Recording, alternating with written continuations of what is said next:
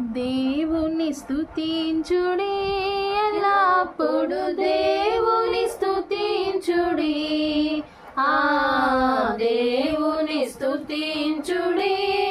ఎల్లప్పుడు దేవుని స్తుతించుడి